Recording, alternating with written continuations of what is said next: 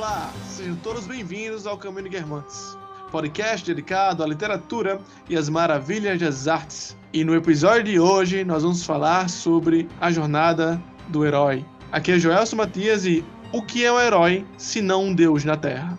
Oi, eu sou José Guilherme e este é o nosso chamado à aventura.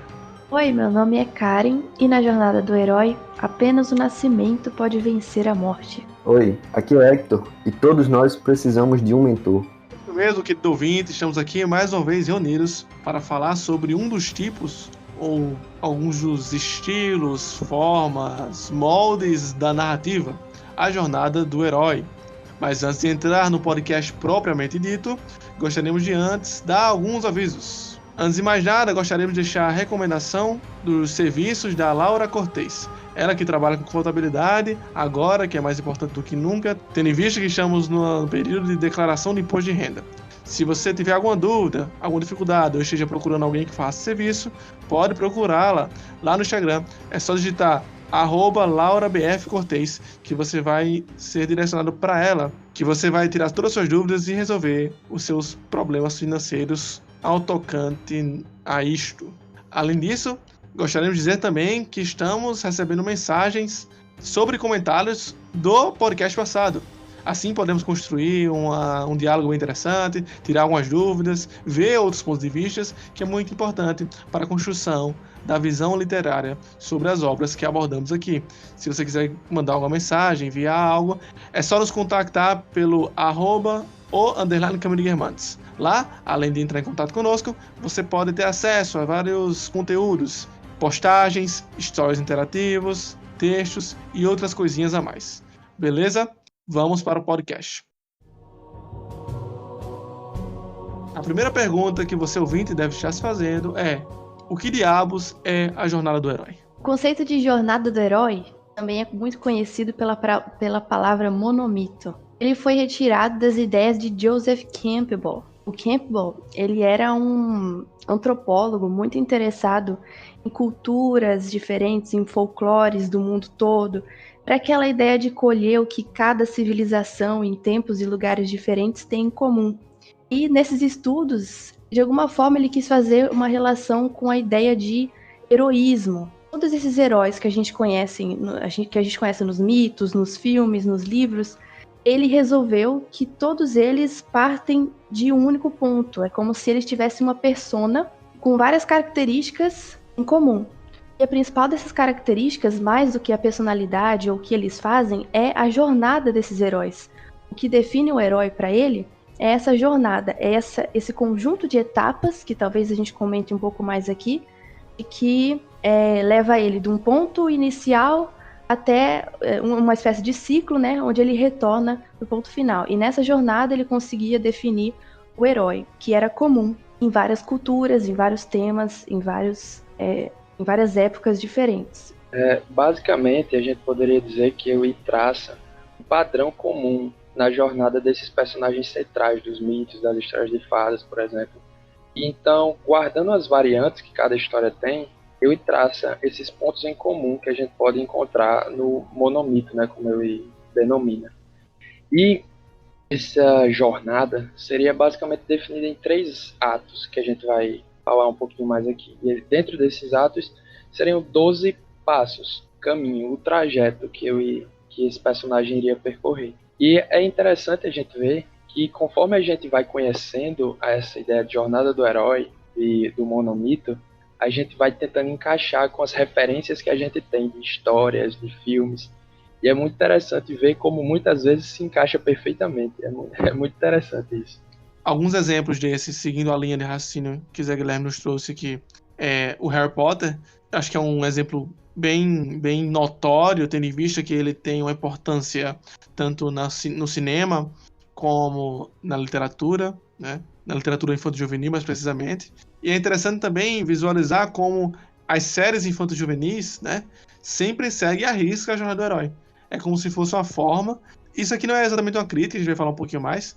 Pode se tornar uma crítica depois de um certo desenvolvimento, de entendimento sobre esse formato de se contar a história. Mas aqui eu só estou chamando a atenção para essa questão de que Percy Jackson, Jogos Vorazes, Divergente, Acho que as coisas até morreu, né? Ninguém nem lê mais isso, eu acho. Senhor dos Anéis. Aqui o Seus do Anéis. Labirinto. Esqueci do Labirinto. Labirinto. Maze Runner. O Maze Labirinto Runner. dos Ossos. Maze Runner. Enfim, Isso. todos eles seguem essa estrutura, né? Parece que ficou bem famosinho isso, né? Nos tempos atuais, na literatura atual e no cinema atual. Se bem que, é claro, há grandes livros e há grandes sagas famosas entre o mainstream que também fogem a essa regra. Exatamente. E o Campbell, apesar de ser o mais famoso, ele não foi o primeiro a tentar definir isso. Então, muito antigamente, desde 1800 e bolinhas, já tinha gente falando sobre isso. Otto Rank, o Edward Bernard Taylor, e gente realmente focado nisso. Então, com livros com nomes, O Mito do Nascimento do Herói, O Herói, Cultura Primitiva. Então, é um assunto que desde o início desses estudos, né, narrativos, sempre chamou muita atenção. E até hoje é uma coisa que não sai aí dos estudos populares, principalmente. É uma coisa que ficou popular até no cinema, né? Muitos canais de cinema têm falado sobre isso. É uma coisa que perpassa tanto a literatura quanto qualquer forma narrativa. Eu conheci a Jornada do Herói quando estava no ensino médio, assistindo o Omelete. Que eles fizeram uma série de vídeos para explicar o cinema. E eles fizeram um vídeo só sobre a Jornada do Herói. Falando sobre pessoas anteriores a tentar definir a Jornada do Herói, não exatamente como a Jornada do Herói que conhecemos, mas definir uma forma comum na literatura ou nos modos de narrativa. Tem um cara aí, ele é um pouco famoso, é uma promessa da literatura mundial, chamado Aristóteles. Ele escreveu um livro chamado A Poética. E lá ele tenta sistematizar de uma maneira mais lógica, né? Vamos falar assim, alguns modos de se fazer narrativas. É claro que ele está falando ali sobre epopeias, como Homero. Inclusive, a gente pode até dizer que a poética é uma crítica a Homero, por assim dizer, né? E também ele vai falar sobre teatro, né? Tragédias, o drama, a diferença da comédia. Inclusive, não temos a parte da poética que fala sobre a comédia, infelizmente. Mas aí é só para dar essa visão de que essa coisa está rodando faz tempo. Tá lá em Aristóteles, com certeza alguém tentou fazer depois. Grandes escritores tentaram retomar isso depois, tentar ver a sistematização. Em 1800, como o Karen trouxe, tem grandes autores que falam sobre isso. O próprio Northrop Fryer, que já tem um episódio aqui. Inclusive, acho interessante, para quem gostar desse assunto, voltar lá para o nosso episódio 33, Comentários à Imaginação Educada, de Northrop Fryer, que lá eu tô comentando sobre algumas coisas que podem ser usadas como pressupostos para alguns juízos realizados aqui. Então, só para passar por cima assim, de quais seriam essas 12 etapas que ele diz que faz parte da jornada do herói. Começando do mundo comum, eu vou em ordem. Mundo comum, chamado à aventura, recusa ao chamado, encontro com o mentor, cruzamento do limiar, testes aliados e inimigos, aproximação da caverna profunda, provação, recompensa, estrada de volta, ressurreição e retorno. Em cada fase dessa acontecem coisas marcantes, né? Coisas que, se você analisar qualquer narrativa, você consegue perceber cada coisa dessa. Então ele sai de uma consciência limitada de um certo problema, ele vai crescendo, vai aumentando essa consciência, vai relutando contra si mesmo, vai superando cada relutância dessa, encontra provações diversas e cada provação dessa traz uma lição. Então nenhum sofrimento ali é em vão, mas vai ensinando a ele cada coisa, encontra com pessoas que ajudam e sempre no final ele acaba voltando para aquela situação de normalidade, de novo, só que transformado. Então, é como um nascimento, morte e um renascimento. Ele sai ali, mas ele volta diferente de como ele saiu. Ele encontra a mesma paz, ele volta com harmonia, ele encontra ali aquele condado feliz, né, como a gente vê no Senhor dos Anéis, mas ele tá diferente, ele tá mudado, e é isso que é o ponto principal. E por isso que ele é um herói, né? Alguma coisa ali mudou. Sim. Disso que Karen falou, eu acho interessante pontuar aqui que o mundo comum, ele não é exatamente o nosso mundo comum, né? Às vezes, em alguns casos, é claro que o mundo comum pode coincidir com o nosso, e daí a gente vai entrar em um mundo mágico depois, né? Como é o caso do Nárnia. Em As Crônicas de Nárnia, nós somos apresentados, a princípio, a um mundo comum, e depois vamos entrando em outros mundos, seja no guarda-roupa, ou seja no... Eu não lembro qual é o livro, mas é o que eles usam o anel do tio deles e eles vão pra outro mundo. É o primeiro, não lembro qual é o nome, faz tempo que eu li. Sobrinho do Mago. Sobrinho do Mago, isso. E aí eles vão pra outros mundos, não exatamente pelo guarda-roupa, que esse é de outro livro mais à frente. Mas aí, só pontuando mesmo isso, o mundo comum nem sempre é o mundo comum da gente. Um bom exemplo que Karen acabou de trazer, o Condado. Em um Hobbit, acho que o Hobbit ele é bem fechadinho mesmo assim na jornada do herói. Nele, nós somos primeiramente apresentados a esse mundo comum dos Hobbits. Aqueles bichinhos estranhos, do pezão, peludo, e que são todos ingleses, fumam charuto e são chatos, né? E não quer sair de casa para se aventurar. Então, tem as suas diferenças narrativas, né? Do que a gente pode achar só lendo o título da fase da jornada do herói.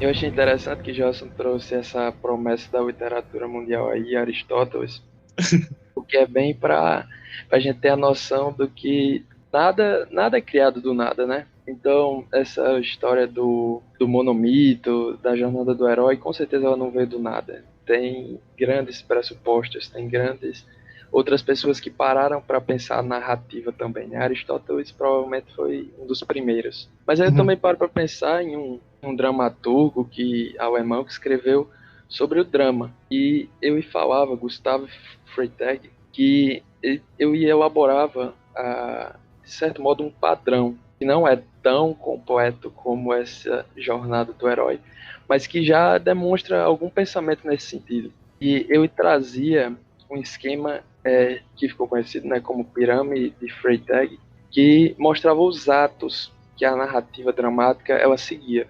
E mostrava justamente uma introdução que nós éramos apresentados àquela situação, aquela normalidade do ambiente, como o Josso já bem deixou isso claro, né? Não é a nossa normalidade da nossa vida, mas é a normalidade do ambiente, daquela situação. Nós não estamos acostumados com a realidade de Star Wars, mas quando nós estamos no filme e vemos a realidade de Luke Skywalker, nós vemos que aquela é a realidade dele, o ambiente normal dele, a situação inicial dele. Depois nós temos a elevação de uma ação para chegar ao clímax. Depois desse clímax nós temos um declínio da ação e por fim nós temos justamente o desatar do nó, a resolução do conflito. E essa ideia da narrativa que passa por essa pirâmide, né, sobe para o clímax, depois culmina com a sua resolução do conflito, já demonstra que as narrativas elas têm essa tendência, se a gente pode dizer assim.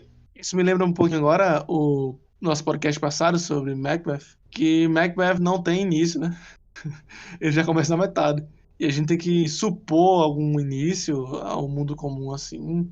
É claro que tem a questão também da época que foi escrita a peça, de que as pessoas provavelmente fossem entender, ou talvez esteja falando besteira aqui, mas tem isso também, né? E apesar disso, as peças de Shakespeare tem isso, né? De que ela fecha, ela tem a segunda parte, a terceira, mas é como se o mundo comum fosse pressuposto. Não sei se vocês concordam com isso. Sim. Ele não necessariamente é pressuposto, mas ele pode ser suposto sim, só que de maneira muito sutil. Então, em Macbeth, por exemplo, a gente sabe que o mundo comum é aquela guerra entre a Escócia e a Inglaterra, é aquele rei que é muito bonzinho. Esse é o mundo comum. Não necessariamente é um mundo bom, entendeu? Mas é a normalidade ali. Alguma coisa vai acontecer para melhorar aquilo. Mas antes vai piorar, né? No caso, vai vir um caos e depois ele vai ser convidado a trazer a ordem de novo. Sim. Mas o mundo comum não necessariamente é um mundo de paz, né? Ele só é o que está dado. Sim. Inclusive, nesse exemplo aí do Jogos Vorazes, que eu nunca li, só vi o filme porque fui obrigado no ensino médio. No começo é o meu caso, assim, né? Tipo, o povo vive assim com fome. Quem aí já leu aí, que tá ouvindo ou já assistiu, vai saber melhor. Mas é tipo isso. É meio com fome lá, o pessoal vive na distopia, mais ou menos, e eu acho que a glória vai se dando ao decorrer da história, né? Mas uma coisa legal que eu queria pontuar também, após esse comentário de Zé Guilherme, primeiro é que essa questão da imitação, né, já falando em Aristóteles mais uma vez, é bem forte desde Aristóteles, né? Ele fala assim, o poético é em essência a imitação. No caso da tragédia, é a imitação do homem, né? É a imitação da vida do homem. Já também fazendo um link com aquilo que Karen falou no início. Só há redenção de morte na vida, no nascimento? Foi isso, Karen? Apenas o nascimento pode vencer a morte. Isso. Apenas o nascimento pode vencer a morte. Isso já diz de um ciclo, né, humano, ou seja, uma questão que nós já entendemos, de que as coisas são cíclicas, nasceu, morreu, verão, inverno, e as coisas vão mudando e vão recomeçando. Isso aí tá desde as mitologias, né, a grega, com os deuses, até seus semideuses, suas traições, seus rompimentos, suas guerras, suas brigas, né, que são coisas extremamente humanas, né, apesar de serem divindades. Então, essa estrutura já está quase no inconsciente coletivo aí. Inclusive, se Hector quiser falar sobre um pouco de Jung aí, para não deixar de lado o Jung aqui, que a gente sempre fala de arquétipo, só para seguir a tradição, né? Seguir a imitação. Mais uma coisa interessante, só para fechar essa parte, não para fechar a parte da imitação, que eu tenho mais alguns comentários, mas da poética, é que Aristóteles fala, abre aspas, a tendência para a imitação é instintiva no homem desde sua infância. É como se desde nossos primeiros entendimentos acerca do que é o mundo, nós tendemos a imitar. Imitar é a primeira coisa que nós fazemos. Porque, para ele, por meio da imitação, nós construímos o conhecimento e o prazer. Duas coisas que são características da literatura. É claro que em livros teóricos o conhecimento é mais localizado, mas, querendo ou não, há conhecimento e prazer no meio literário.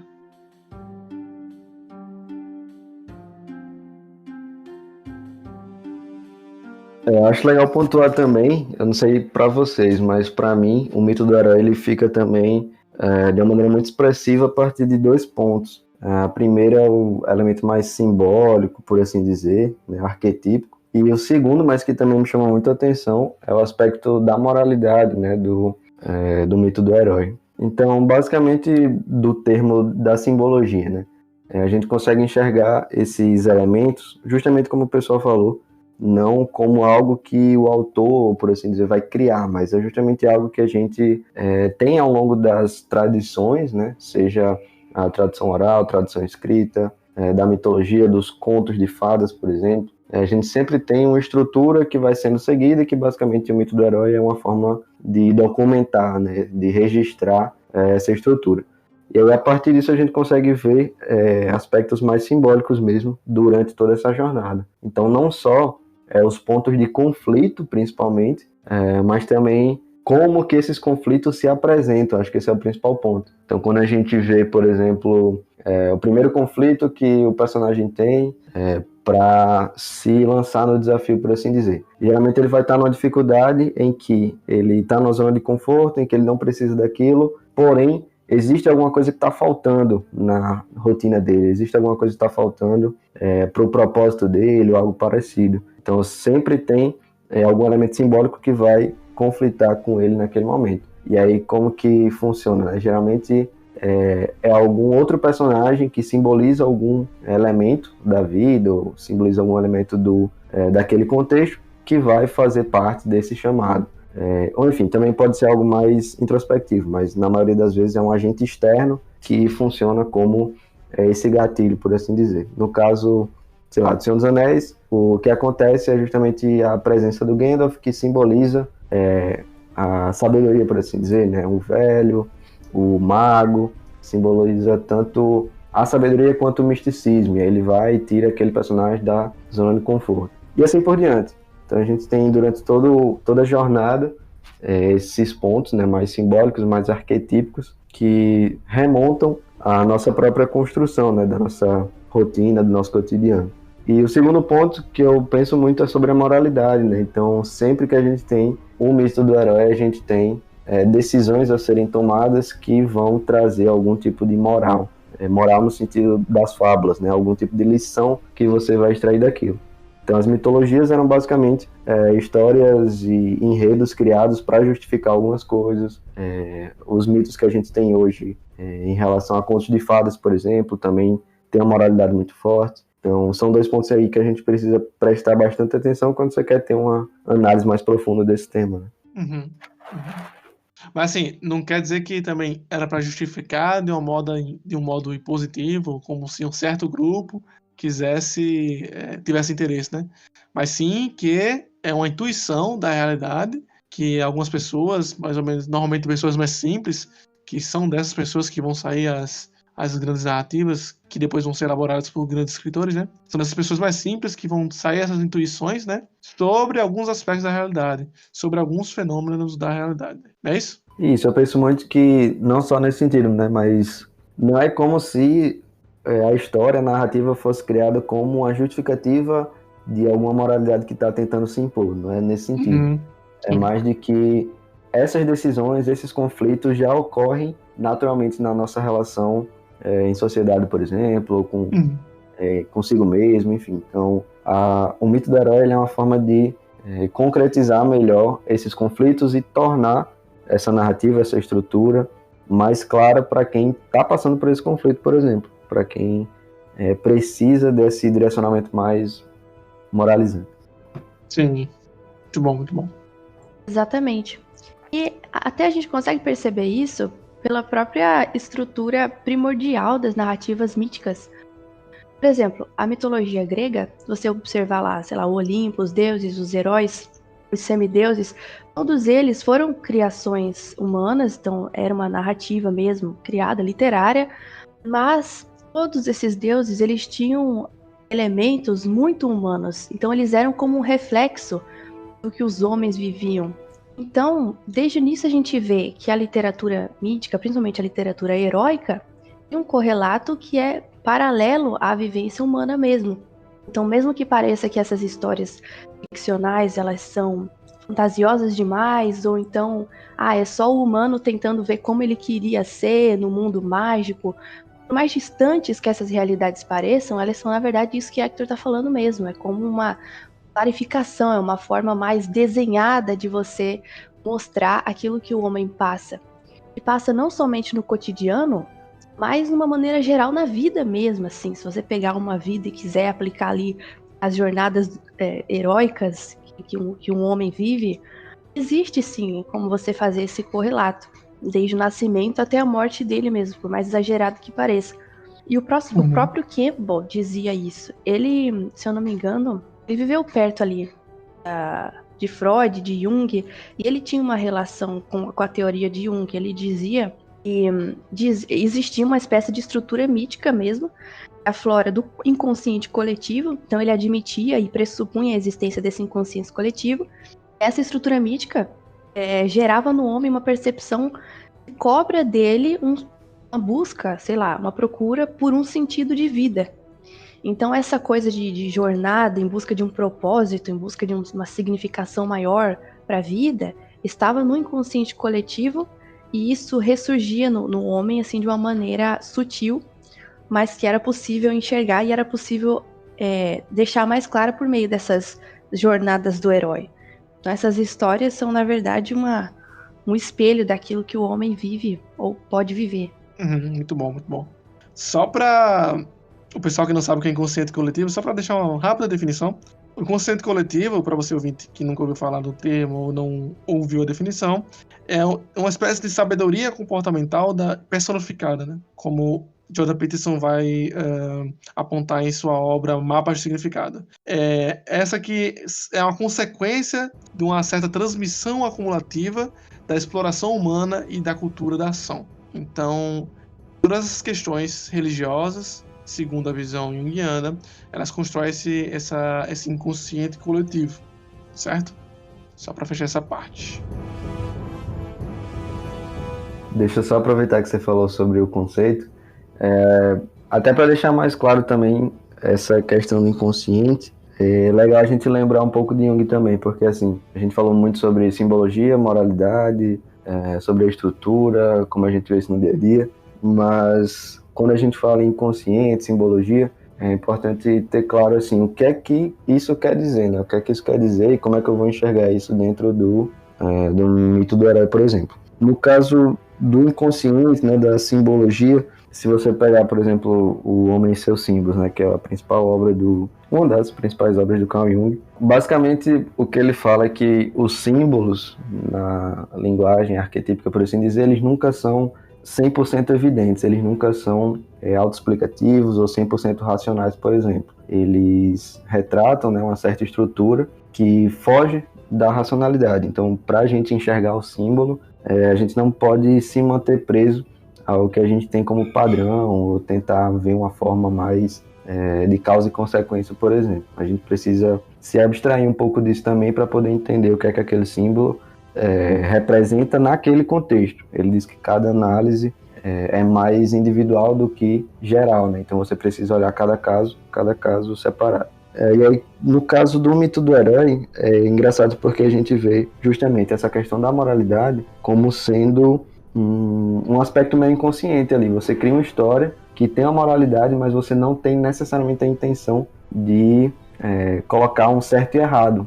Você tem a intenção de levantar esse debate, fazer com que a pessoa chegue a uma decisão, chegue a uma definição sobre o que é certo ou errado, mas você já não põe isso de uma maneira pré-definida. Não é que essa decisão é certa, não é que essa decisão é errada. Então, o aspecto inconsciente na jornada do herói também eleva muito disso, assim, de você levantar uma questão, levantar um conflito ali, um ponto específico daquela jornada, e como que isso remonta, né, todo o nosso inconsciente. Então, pelo símbolo não ser 100% racional, a gente precisa também entrar no contexto daquela narrativa, daquele elemento específico, para poder entender o que é que ele simboliza ali dentro. Então é por isso que a gente pode falar aqui, por exemplo, de O Senhor dos Anéis, do Hobbit, enfim, de mitologia, Hércules, sei lá, mas a gente precisa ver cada ponto dentro da sua própria narrativa. A gente não tem como aplicar as mesmas interpretações, por exemplo, entre o Hobbit e Hércules, apesar de terem uma estrutura semelhante. Sim, não sei se deu para entender. Deu sim. Inclusive, lembrei agora essa parte que tu falou, porque é uma crítica a Freud, né, que ele faz disso aí, de que tem que levar em consideração o contexto e não sempre aquela estrutura será igual para todo mundo. Isso, cada caso é um caso. Sabe uma coisa que eu acho... que eu tive a impressão a primeira vez que eu escutei falar em Jornada de Herói, há muito tempo, acho também na época do ensino médio como Joels, e foi aquela ideia, né? Como é que é isso? Então quer dizer que todas as nossas histórias seguem o mesmo padrão. A gente pode ficar com a impressão, como eu fiquei na época, de que então, tudo é igual, nada novo sob o sol, então vamos perder a magia um pouco pelas histórias, porque na final todas elas refletem a mesma coisa. Só que quando você para pensar, é interessante a gente entender, e essa é até uma certa crítica que Tolkien, que também é um estudioso das narrativas, faz, que esse padrão básico que a gente pode encontrar em muitas histórias, tirando um elemento ou outro, mas que no geral se repete, ela não invalida as especificidades de cada universo que a gente se encontra. A galáxia com Luke Skywalker não é a mesma coisa que o Condado com Frodo e os outros hobbits. Então, cada detalhe, cada especificidade, a gente tem que ter cuidado na hora de generalizar. Porque ainda que o padrão narrativo se repita, nós temos histórias que não se comparam às vezes. Histórias que são totalmente diferentes e passam mensagens diferentes, porque a beleza e a grandeza disso estão nos detalhes, em como isso é passado para a gente como leitor, espectador e por aí vai. Sim. Sobre isso, Zé Guilherme, eu tenho duas propostas agora para a gente discutir, certo? Uma é a partir do ponto de vista da imitação, e a segunda é sobre o valor cultural e clássico literário que uma jornada do herói pode trazer, né, para uma escrita. Primeiro falaremos sobre a imitação. Para tanto, peço a licença para ler um pequeno trecho de Don Quixote. É um pouquinho grande, mas eu vou tentar ler da melhor forma possível para que não fique chato. Ela ilustra muito bem a importância de que nós temos de nos inspirar em algo e de imitar. Inclusive, como eu já falei, sobre a poética, a imitação é uma coisa principal. A forma da escrita, ela é feita por imitação. E essa frase que Zé Guilherme sempre repete, não há nada novo sob o sol, também cabe perfeitamente nessa ilustração. Quem nunca leu Don Quixote, só entender que Don Quixote ele é um pouquinho biruta, vamos assim dizer. Ele acha que ele é um herói e que ele luta contra monstros. Ao seu lado, ele tem seu querido amigo Sancho Panza. E ele ficou doido por se inspirar em muitas obras de cavalaria, onde tem heróis, enfim. E, com certeza, várias obras nas quais a jornada do herói era a fonte principal de escrita. Então, olha só essa coisa aqui, essa é muito interessante. Abre aspas. Quero, Sancho Panza, que saibas que o famoso Amandes de Gaula foi um dos mais perfeitos cavaleiros andantes. Não disse bem foi o único, o primeiro, o mais cabal, e o senhor de todos quantos em seu tempo no mundo nunca houve. Quando qualquer pintor quer sair famoso em sua arte, não procura imitar os originais dos melhores pintores de que há notícia. Esta mesma regra se observa em todos os mais ofícios ou exercícios de monta com que se adorna as repúblicas, e assim há de se fazer, e faz, quem aspira a alcançar a nomeada de prudente e sofrido, imitando a Ulisses, em cuja pessoa e trabalhos nos pinta Homero, um retrato vivo da prudência e sofrimento, como também nos mostrou Vigílio, na pessoa de Enéas, o valor de um filho piedoso e a sagacidade de um valente e entendido. Nisso aqui ele vai continuar, né? É interessante. Depois eu posso até botar referência lá nos status que a gente coloca. O Don Quixote vai ter uma intuição muito interessante, que é até engraçado e cômico, porque a gente acha que ele é meio doido e ele tem umas sacadas assim interessantíssimas. Vai nos levar a pensar que realmente, quando um pintor quer pintar algo e ser um bom pintor, ele vai se inspirar nos grandes. Um cavaleiro deve se inspirar nos grandes. E por que não um escritor não deve se inspirar nos grandes? Ou seja, não se inspirar nas grandes narrativas ou estilos narrativos, tendo em vista que a jornada do herói é um estilo formal narrativo de se escrever, né? É quase uma forma, só que as características próprias, as idiosincrasias de cada narrativa, como o Zé Guilherme bem trouxe, têm que ser respeitadas e bem avaliadas. E o outro ponto que eu queria falar também era um questionamento que a gente pode discutir, e levar mais tempo discutindo, que é qual é o valor da jornada do herói para se construir um clássico? Pensando nos clássicos da prosa, principalmente os romances, né, que vão estar mais em alta em 1700 ao século 20 e 21 agora, tirando o Cervantes, né, que é de 1500 e pouco, 1600. Qual clássico assim vocês acham que segue a jornada do herói? Porque eu tava pensando aqui e eu não consigo lembrar, né, tipo um grande clássico. Não vejo um Dostoiévski, um Turgenev, um Flaubert. Talvez o Shakespeare, né, que a gente citou aqui, tem uma coisa parecida. Mas assim, será que tem um valor para a construção de um clássico ou de uma grande importância cultural, tal como as obras clássicas do século XIX têm? Não sei se foi isso que você perguntou, mas assim, parece que a importância dessas narrativas heróicas está na simplicidade com que elas conseguem tratar os grandes dilemas humanos, nas grandes jornadas humanas. Parece que é um resumo de tudo aquilo que é importante e que aparece, talvez, de maneira mais fragmentada nesses clássicos do século XIX. Porque, veja, numa narrativa, assim, simplista mesmo, né? Começo, meio e fim, que você tenha todas as 12 partes da jornada do herói, você tem ali um conjunto de valores. Então, por exemplo, você tem a harmonia no início, as batalhas constantes e o aprendizado de cada batalha dessa. Você tem o apelo à tradição, quando ele diz que existe aquele apelo à parte que é o encontro com o mentor. Então, Gandalf, Dumbledore, todo mundo tem um mago que carrega ali livros nas costas. Então, encontro com a tradição, mais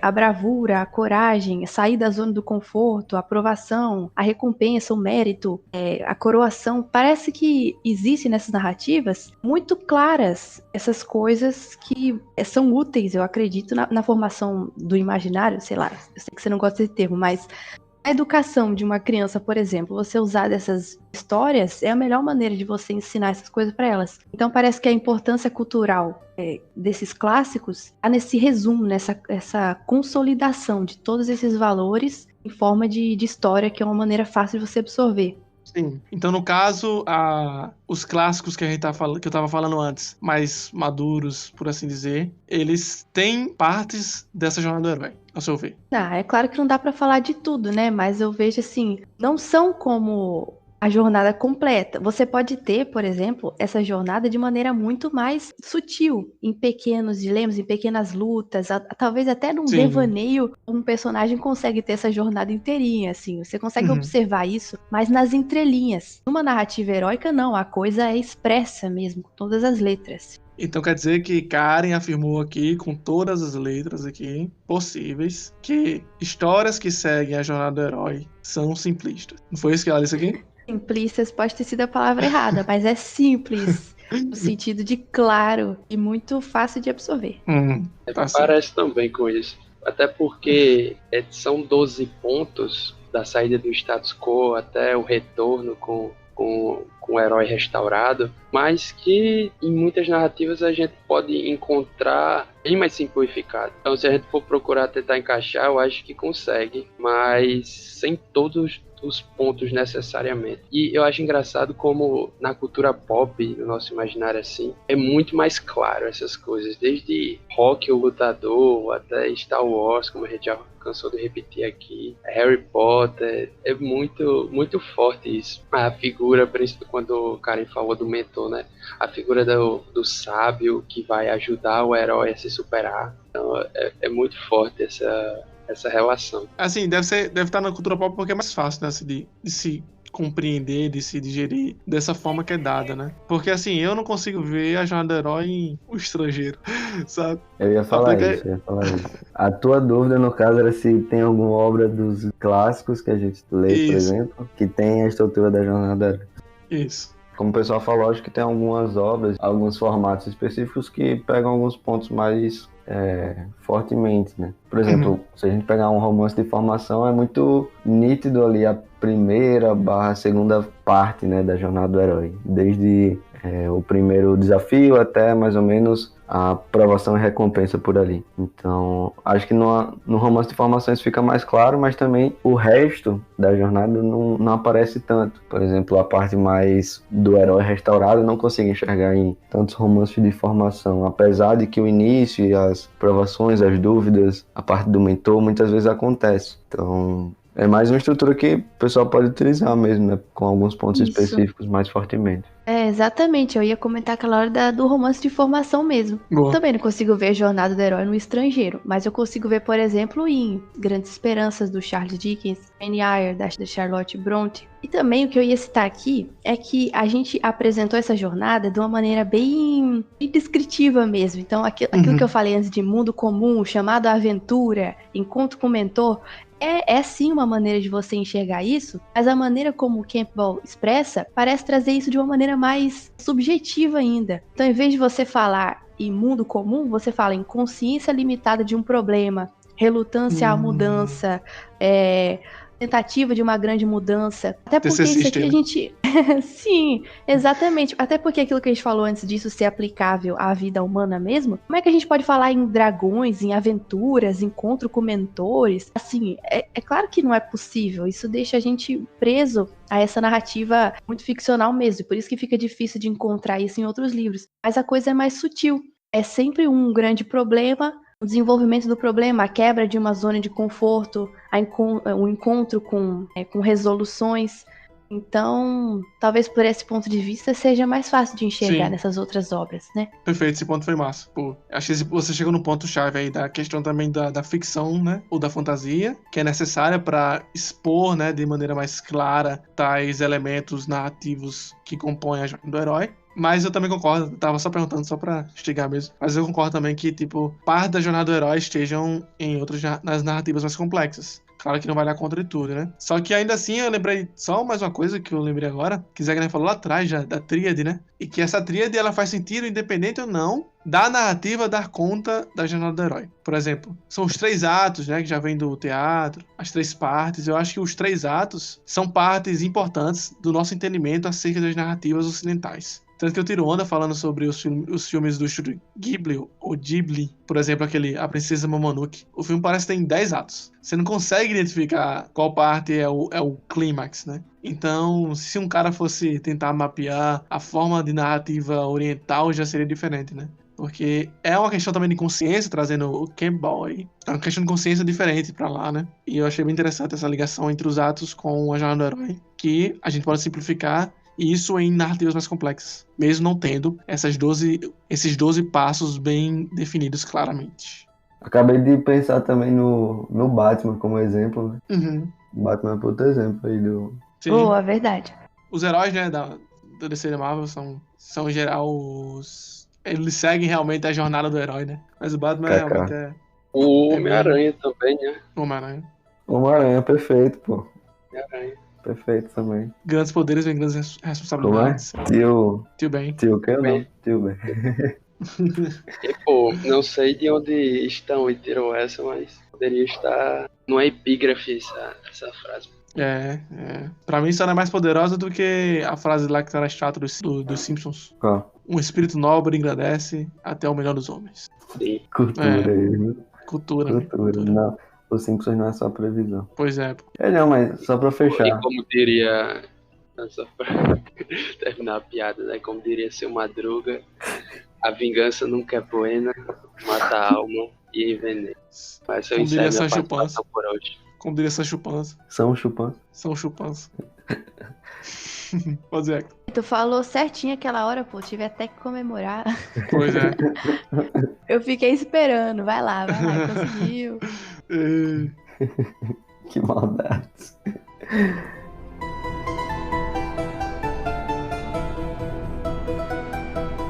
Bom, para finalizar, acho que é interessante também a gente pensar na estrutura do mito do herói para fora da narrativa, né? Então a gente falou muito aqui sobre desafio, encontro com o mentor, recusa a um chamado, restauração, recompensa, aprovação. E de certa forma, esses também são os elementos que a gente consegue enxergar na nossa trajetória, né? Então, algo legal também de se deixar para finalizar o podcast é de como que a gente pode, a partir dessa estrutura, começar a enxergar alguns padrões também na nossa trajetória, no nosso percurso, né? Eu acho que esse é um ponto interessante. Então, não sei o quanto vocês ficam imersos nesse conteúdo, mas em alguns momentos eu me pego muito visualizando isso na minha própria vida, assim. Não sei se é uma viagem minha ou se... Enfim, se vocês vão entender. Mas tem alguns momentos que você olha assim e pensa, caramba, olha só, esse momento aqui pode ser entendido como tal momento específico da jornada do herói. Então, provavelmente daqui a pouco eu vou ter uma outra fase que vai me levar a um outro patamar, eu vou ter alguma outra dificuldade, vamos superar dessa forma. Então, não dizendo que eu sou um herói, claro, mas que a gente consegue enxergar essas estruturas porque elas fazem parte do desenvolvimento de uma pessoa, independente do contexto. Então, todo mundo vai ter um momento que vai ter uma dúvida, vai ter que tomar uma decisão importante, enfim. Essa decisão muitas vezes vai ser acompanhada de um contato com alguém que tem mais experiência. Então, de certa forma, acho que é legal a gente deixar também aqui para o final essa reflexão de como que você que está ouvindo, como que você que está estudando, essa questão da mitologia do herói também, pode aplicar isso na tua vida, como que você pode extrair um autoconhecimento melhor sobre a tua jornada, teu propósito, teus objetivos, a partir dessa estrutura que, querendo ou não, todo mundo também vai percorrer. É interessante porque todos nós somos chamados a sair do condado. Agora a questão primordial é que nós somos livres para dizer sim ou não a esse chamado. Vai falar, cara? Foi mal. Vai falar, fecha aí. Não, eu ia bater palma só. Não, utilitarismo demais. Aí tô, mais uma vez, aí, se mostrando uma pessoa Tem extremamente hipócrita. tem umas horas que você olha assim e fica muito claro, pô. Fica muito claro. É a verdade. Caralho, é a É verdade. a verdade. Parece que o autor tá falando comigo, como se ele estivesse falando Parecia que era mim. sobre mim que o livro falava. Exatamente. Tá, Tá deixa eu tudo fechar aqui. interligado. E esse foi mais um episódio do Caminho de Guermantes. Esperamos que você tenha gostado da discussão e tenha se aprofundado um pouco mais sobre os 12 passos da jornada do herói. Esperamos também que você tenha algum proveito e que, caso se sinta confortável ou tenha alguma dúvida ou queira também exteriorizar algo falando conosco, vai lá no nosso direct no Instagram. Já falei, mas vou repetir, o _ Caminho de Guermantes. Lá você vai encontrar muita coisa, além dos nossos contatos, que vai ser muito importante para criarmos esse diálogo. Até a próxima semana, com mais um livro, ou mais um tema, e muito mais literatura.